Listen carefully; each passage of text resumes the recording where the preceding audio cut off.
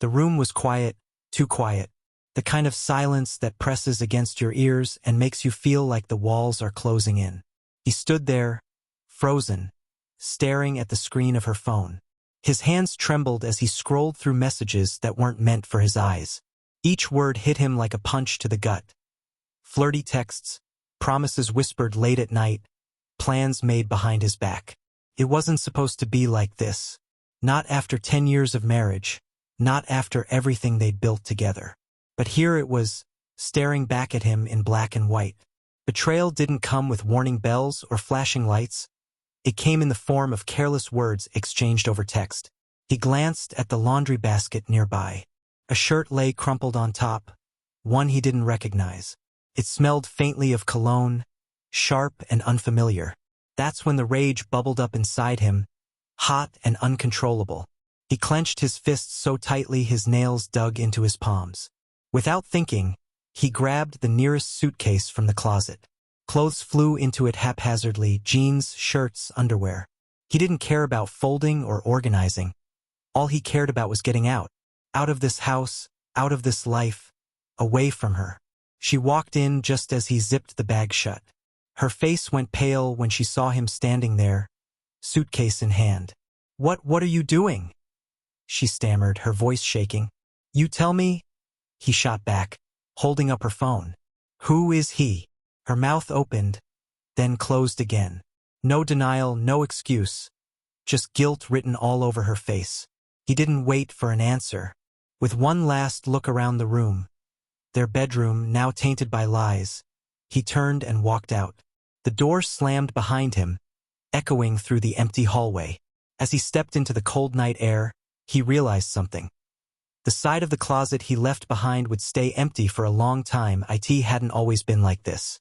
Once, their life together felt like something out of a storybook, simple, warm, and full of promise. They met in college, two strangers who bonded over late-night coffee runs and shared dreams of the future. She was the artist, sketching doodles on napkins during lectures. He was the planner, mapping out every step toward success. Together, they balanced each other perfectly, or so it seemed. Their mornings were a ritual. He'd wake up first, brewing strong black coffee while she lingered in bed, scrolling through her phone. By the time she joined him at the kitchen counter, the aroma of toast filled the air. They'd laugh about silly things, the neighbor's loud dog, his mismatched socks, and plan their day ahead. Weekends were sacred. Saturdays meant grocery shopping followed by lazy afternoons watching old movies. Sundays were reserved for long walks in the park, hand in hand, talking about everything and nothing. They dreamed big back then. A house with a white picket fence, maybe even kids running around in the yard. She wanted to open an art studio. He aimed to climb the corporate ladder. Every milestone felt within reach because they had each other. Or at least that's what they believed. But cracks began to form, subtle at first. He started working longer hours, chasing promotions that never seemed to satisfy him. She stopped sharing her sketches, claiming she didn't have time anymore. Dinners became silent affairs, interrupted only by the clink of forks against plates. Birthdays passed without celebration. Anniversaries marked with hurried texts instead of thoughtful gestures. Still, neither of them said anything. Maybe they thought it was normal, the ebb and flow of married life. Maybe they were too afraid to admit the truth, that the spark had faded somewhere along the way. Looking back now, he could see the signs he'd ignored. The way she lit up when certain names popped up on her phone. The excuses she made to stay out later than usual. The growing distance between them, both physical and emotional. But denial is a powerful thing. He convinced himself it was just stress, just a rough patch. Surely, love could survive a little neglect. And yet, here he was, standing outside their home with a suitcase in hand, realizing how wrong he'd been. What once felt perfect had been crumbling for years, brick by invisible brick. Now, all that remained was rubble, and the bitter taste of betrayal. She wasn't a bad person, or at least, that's what she told herself every time guilt gnawed at her insides. But the truth was harder to face. Somewhere along the way, she'd stopped feeling like a wife and started feeling like a ghost in her own marriage. It began with small things. The late nights he spent working, the weekends he promised to spend with her but canceled last minute. At first, she tried to understand. His job was demanding, he had goals, responsibilities. She told herself it was temporary, that once he got that promotion or finished this big project, things would go back to normal. But temporary stretched into months, then years, until she stopped waiting altogether. Loneliness crept in slowly, like a shadow lengthening as the sun sets. She filled the silence with TV shows, art supplies, and endless cups of tea. But no matter how many canvases she painted or books she read, the emptiness remained. That's when he came into her life. He wasn't anything special, not at first glance. Just a guy from her yoga class who smiled too brightly and asked too many questions. He noticed things about her, the way her eyes lit up when she talked about painting, the nervous habit of tucking her hair behind her ear. For the first time in years, someone saw her, not as a wife or a partner, but as her. At first, it was innocent enough. Coffee after class turned into lunch dates, which turned into long conversations about everything under the sun. He made her laugh in ways she'd forgotten were possible. With him, she felt alive again, like the version of herself she used to be before adulthood swallowed her whole. But guilt followed close behind. Every message she sent him felt like a betrayal. Every kiss they shared left her stomach churning with shame. Still, she couldn't stop. He filled a void she didn't know existed, one her husband hadn't even realized needed filling. Deep down, she knew it wasn't fair, to either of them. Her husband deserved better than a wife who lied to his face. And yet, part of her resented him too. How could he not see how unhappy she was? How could he leave her alone for so long without noticing? So she justified it. Maybe their marriage was already broken beyond repair. Maybe this affair wasn't cheating, it was survival. But now, standing in the doorway watching him walk away, suitcase in hand, reality hit her like a freight train. This wasn't survival. This was destruction. And she might have just ruined the only good thing she ever had. The confrontation happened faster than either of them expected. She stood in the doorway, her face pale and trembling, as he turned to face her. His eyes were cold, no trace of the warmth she once knew. In his hand, he held her phone like a weapon, its screen glowing with evidence of her betrayal. "What is this?" he demanded, his voice low but sharp enough to cut through the tension-filled air. "Who is he?" She opened her mouth to speak, but no words came out. Her mind raced for an explanation, a lie, anything. But all she could manage was silence. The guilt she'd buried deep inside surfaced now, choking her. He stepped closer, thrusting the phone toward her. "Explain this to me, right now." Her hands shook as she took the phone from him. She glanced at the messages, the flirty exchanges, the plans made behind his back, and felt sick. For a moment, she considered denying it, blaming someone else, or claiming it was all a misunderstanding. But one look at his face told her it was pointless. He already knew. She stammered, tears welling up in her eyes. "I didn't mean for it to happen."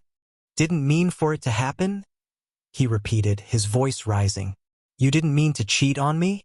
You didn't mean to lie to me every single day? Do you even hear yourself?" She flinched at the anger in his tone, but beneath it, there was something worse, pain.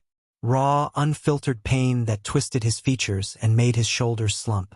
It hit her then, harder than any accusation. She had broken him. "It wasn't about you," she whispered, clutching the phone tightly. I felt so alone." His laugh was bitter, hollow. "Alone? You think that excuses this? You think feeling alone gives you the right to destroy everything we built together?"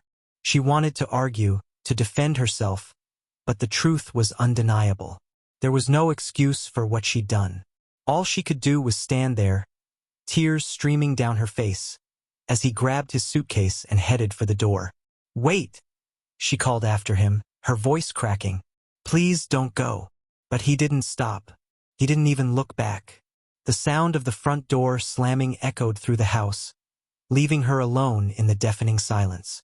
For a moment, she thought about running after him, begging him to stay. But when she reached the doorway, She saw only the empty driveway and the taillights of his car disappearing into the night. And then it hit her, the weight of what she'd lost. Not just him, but their life together. Their shared dreams, their routines, their love. All gone because of her choices. As she closed the door and leaned against it, sobbing uncontrollably, she realized something else. This was only the beginning. The first day was the hardest. The house felt impossibly quiet, like the walls themselves were holding their breath. She wandered from room to room, expecting him to walk through the door at any moment, but he never did. His absence was everywhere. In the untouched coffee mug on the counter, the empty side of the bed, the silence where his laughter used to be. By the second day, reality began to sink in. She tried to distract herself with chores, painting, anything to keep her mind off him. But no matter what she did, her thoughts kept circling back to the same questions. Where is he? Is he okay? Does he hate me? Each unanswered question weighed heavier than the last. On the third day, she noticed small things she'd taken for granted. The way he always refilled the toilet paper roll, how he left his shoes neatly by the door. Now those little habits were gone, replaced by an emptiness that seemed to grow with each passing hour. By the fifth day, panic started to set in. She called his phone repeatedly, only to hear it go straight to voicemail. Texts went unanswered, and when she drove by his office or favorite hangouts, there was no sign of him. It was as if he'd vanished completely, leaving behind nothing but memories and regrets. Her attempts to reach out became desperate. On the seventh day, she showed up at a mutual friend's house, hoping he might have stayed there. I haven't seen him, the friend said gently, avoiding her eyes. But maybe you should give him some space. Space. The word echoed in her head long after she left. Was that what he needed? Or was it just another way of saying he didn't want her anymore? By the ninth day, the house felt suffocating. Every corner reminded her of him. The chair where he sat to read the newspaper, the spot on the couch where they used to cuddle during movies. Even the smell of his cologne lingered faintly in the air, taunting her with what she'd lost. That night, unable to sleep, she opened the closet and stared at the empty hangers on his side. For 9 days, she'd avoided looking directly at it, pretending it wasn't real. But now, standing there in the dim light, she couldn't ignore it anymore. His clothes were gone, along with everything else that made him hers. She sank to the floor, clutching one of his old shirts she'd found tucked away in the back. Tears streamed down her face as she pressed it to her chest, inhaling deeply. The scent was fading, just like her hope of ever getting him back. For the first time since he left, she allowed herself to truly feel the weight of her actions. This wasn't just about loneliness or mistakes. It was about losing someone who had once been her entire world. And now she feared it might be too late to fix it. He didn't go far, not physically anyway. He rented a small, sparsely furnished apartment on the outskirts of town, just close enough to keep tabs on her, but far enough to avoid running into anyone who knew them. The place smelled faintly of stale coffee and old paint, but he barely noticed. All he could think about was her betrayal and how he planned to make her pay. The first few days were a blur of anger and restless energy. He paced the tiny living room, replaying every detail of their confrontation in his mind. Her excuses, her tears, they meant nothing to him now. What she'd done wasn't something that could be forgiven with a simple apology. No, this required something bigger, something unforgettable. By the fourth day, his rage had cooled just enough for clarity to creep in. Revenge wouldn't come from acting impulsively. It needed precision. So he started gathering information, bank statements, emails, social media activity. Anything that could expose her lies or hurt her where it mattered most. Pride, reputation, security. Late at night, when the city outside fell silent, he sat hunched over his laptop, piecing together the puzzle of her double life. He found receipts for dinners she claimed were work meetings, photos of her laughing with him at places they'd once visited as a couple. Each discovery fueled his determination, sharpening the edge of his resolve. But revenge wasn't just about hurting her, it was about reclaiming control. For years, he'd felt like he was losing pieces of himself in their marriage. His time, his dreams, his identity. Now, with every step of his plan, he felt those pieces coming back. It was intoxicating. His strategy took shape slowly but methodically. First, he'd expose her affair publicly, discreetly leaking screenshots of her texts and photos online, ensuring everyone saw the truth. Then, he'd cut off financial support, leaving her scrambling to cover bills and loans she'd relied on him to handle. Finally, he'd sabotage her career, using connections to tarnish her professional reputation. By the time he was done, she'd have nothing left. Not her dignity, not her stability, not even the illusion of happiness. As he worked, guilt occasionally whispered in the back of his mind. Was this too harsh? Too cruel? But then he'd remember the look on her face when she stood there, caught red-handed, and the doubt would vanish. She'd made her choice. Now he was making his. By the end of the week, the plan was ready. All that remained was execution. And as much as he hated to admit it, part of him was almost excited to see how she'd react when everything came crashing down around her. At its core, this story wasn't just about betrayal or revenge. It was about the desires that drove them both to their breaking points. For her, it was the longing for connection, validation, and a sense of self-worth she felt slipping away in their marriage. For him, it was the need to reclaim power over his life after feeling stripped of it by her actions. Her affair wasn't born out of malice but desperation. A misguided attempt to fill a void neither of them had acknowledged until it was too late. She craved intimacy, not just physical but emotional, something she believed he could no longer provide. In seeking it elsewhere, she destroyed what little remained of their bond. Yet even as guilt consumed her, she couldn't deny the fleeting happiness she'd found with someone else. A bittersweet reminder of everything missing in her marriage. For him, revenge became an outlet for his pain, a way to channel the anger and humiliation into something tangible. But beneath the calculated steps of his plan lay a deeper yearning, to prove he wasn't powerless, that he still mattered. Each piece of evidence he uncovered, each move he made against her, brought a twisted kind of satisfaction. Yet, deep down, he knew vengeance wouldn't erase the hurt or bring back what they'd lost. Redemption, however, remained elusive for both. Her attempts to reach out went unanswered, leaving her trapped in regret. His pursuit of justice left him hollow, questioning whether hurting her truly healed him. Neither could turn back time, but perhaps redemption wasn't about undoing the past. It was about learning from it. As the pieces fell into place, one truth became clear. Love and hate weren't opposites. They were two sides of the same coin.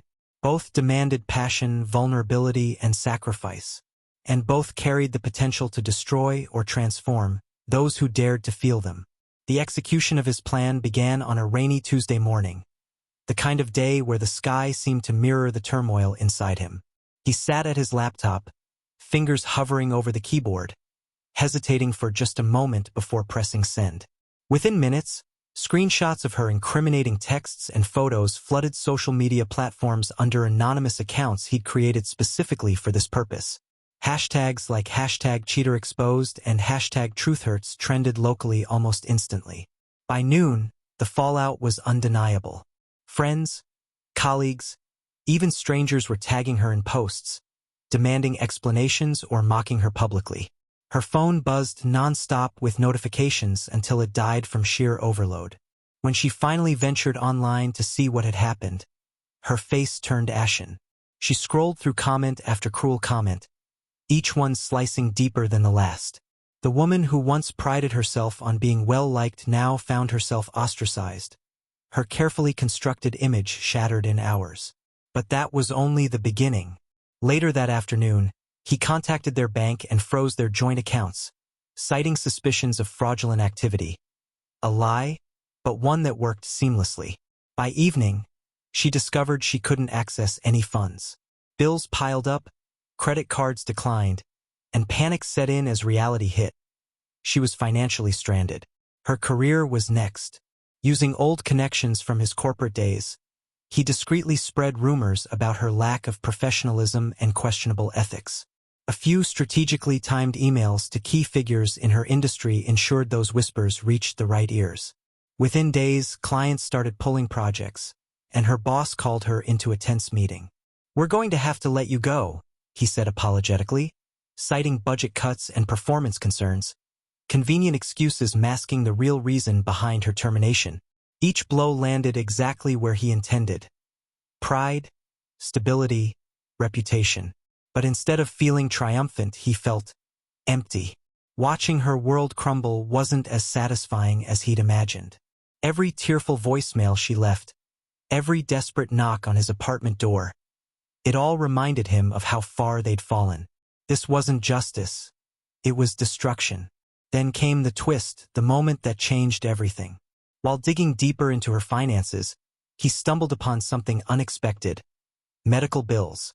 Hundreds of thousands of dollars worth, dated months before her affair began. Chemotherapy treatments, hospital stays, prescriptions, all hidden from him. She hadn't told him because she didn't want to burden him. She later confessed in a handwritten letter slipped under his door. The affair, she admitted, wasn't about love or excitement. It was about escaping the fear of dying alone. Reading those words, his chest tightened. For the first time since finding out about her betrayal, he felt something other than anger. Pity. Maybe even understanding. His revenge hadn't been aimed at a villain. It had been aimed at someone broken, scared, and fighting for survival in her own way. He realized then that his plan, no matter how meticulously crafted, wouldn't fix anything. It wouldn't erase her pain or his. Revenge wasn't closure. It was just another form of suffering. The rain had stopped by the time they met again. Weeks after the storm of his revenge had passed. They chose a neutral place, a quiet park bench near the lake where they used to walk together on Sundays. The air was crisp, carrying the faint scent of autumn leaves, and the world around them seemed indifferent to the weight of their shared history. She arrived first, clutching a worn notebook in her hands. Her face was thinner, paler, marked by sleepless nights and endless tears. When he approached, she stood up hesitantly, unsure if she should hug him or keep her distance. He opted for neither, simply nodding as he sat down beside her. There was no warmth between them now, only the fragile thread of unfinished business tying them together. "I read your letter," he said finally, breaking the silence. His voice was calm but distant, like someone recounting a story they'd heard long ago. "Why didn't you tell me?" Her eyes filled with tears, but she blinked them back, determined to hold herself together. "Because I didn't want you to see me like that, as someone weak, someone who needed saving. I thought I could handle it myself. And instead, you destroyed us both," he replied, not unkindly but without softening the truth. "You lied to me, betrayed me, and then let me tear apart your life without saying a word about why." She nodded, guilt etched into every line of her face. "I deserved everything you did, but none of it changes the fact that I'm sorry, for all of it. For hurting you, for ruining what we had, for being too selfish to ask for help when I needed it most." For a long moment he didn't respond. He stared out at the water, watching ripples form and fade, much like the emotions swirling inside him. Anger still lingered, but it was quieter now, overshadowed by something else. Exhaustion. Fighting her, hating her, seeking revenge. It had drained him completely. All he wanted was peace. "I can't forgive you," he said finally, turning to meet her gaze. "Not yet, maybe not ever. But I don't hate you anymore, and I don't want to waste any more of my life thinking about what happened." Relief washed over her features, though it was tinged with sadness. She hadn't expected forgiveness, but hearing him say he no longer hated her felt like a lifeline thrown into an ocean of despair. "Thank you," she whispered, her voice trembling, "for telling me the truth, for letting me say goodbye properly." They sat there for a while longer, neither speaking, just existing in the same space one last time. Then, without another word, he stood up and walked away, leaving her sitting alone on the bench. As he disappeared down the path, she opened the notebook in her lap and began writing. A journal entry, a confession, a promise to herself to do better, even if it was too late for them. Months later, he moved to a new city, starting fresh in ways he never thought possible. He sold the house they'd shared, donated her clothes still hanging in the closet, and focused on rebuilding his life piece by piece. It wasn't easy, but for the first time in years he felt free. As for her, she faced her illness head-on, leaning on friends and family who rallied around her once the truth came out. Though she knew she'd never have him back, she found solace in knowing she'd been given a second chance. Not to rewrite the past, but to live differently moving forward.